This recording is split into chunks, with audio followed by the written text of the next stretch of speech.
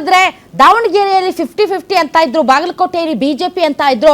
But ಎಲ್ಲ ರೀತಿಯಾದಂತಹ ಲೆಕ್ಕಾಚಾರಗಳನ್ನ ತಲೆ ಕೆಳಗೆ ಮಾಡಿ ಕಾಂಗ್ರೆಸ್ ಅಲ್ಲಿ ಜಯಬೇರಿಯನ್ನ ಬಾರಿಸಿದೆ.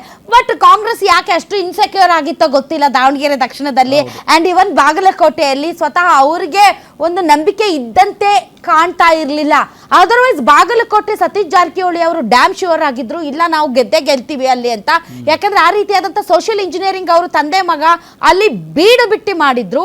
ಅಂಡ್ ಸಿದ್ದರಾಮಯ್ಯನವರು ದಾವಣಗೆರೆ ದಕ್ಷಿಣಕ್ಕಿಂತ ಬಾಗಲಕೋಟೆ ತುಂಬಾ ಪ್ರತಿಷ್ಠೆಯಾಗಿ ಸ್ವೀಕರಿಸಿದ್ರು because of his own community voters and Ahinda.